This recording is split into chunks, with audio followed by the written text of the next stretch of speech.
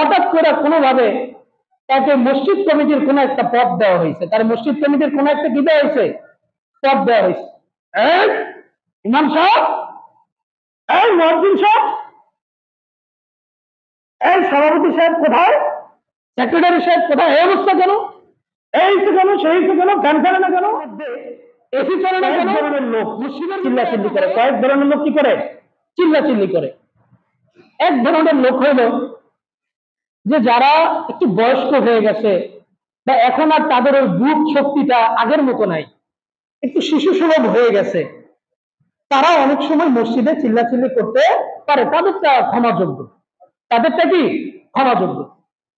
এরপরে ছোট বাচ্চারা মাঝে মধ্যে কি করতে পারে, দুষ্টামি ফাজলামি দৌড়াদৌড়ি হুড়াহুড়ি করতে পারে, তারাও বুঝে না, তাদেরটাও কি ক্ষমাযোগ্য।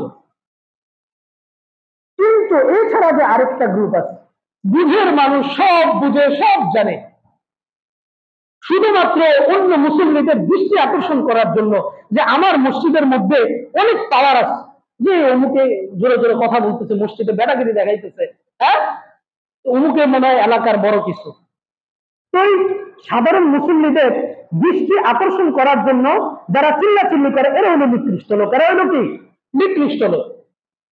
এরপরে বিশেষ করে আরেক ধরনের লোক আছে, সারাটা জীবন ধরে মসজিদের মধ্যে চুপ করে ঢুকতো, চুপ করে হারিয়ে যেত, কিছুই বলতো না। তো হঠাৎ করে কোনোভাবে তাকে মসজিদ কমিটির কোন একটা পদ দেওয়া হয়েছে, তার মসজিদ কমিটির কোন একটা কি দেওয়া হয়েছে, পদ দেওয়া হয়েছে। ইমাম সাহেব, এই মুয়াজ্জিন সাহেব, এই সভাপতি সাহেব কোথায়, সেক্রেটারি সাহেব কোথায়, এই অবস্থা কেন, এই কেন, সেই কেন, ফ্যান চলে না কেন, এসি চলে না কেন, মসজিদের ভিতরে এত গরম, পরিবেশ নষ্ট।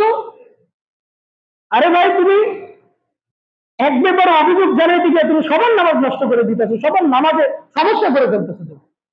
তো এই যে এই লোকগুলো যারা হঠাৎ করে মসজিদের কোনো পদ পদবি পেয়ে যায়, তারা মসজিদে এসে নিজের ক্ষমতা জাহির করার চেষ্টা করে, ঠিক কিনা?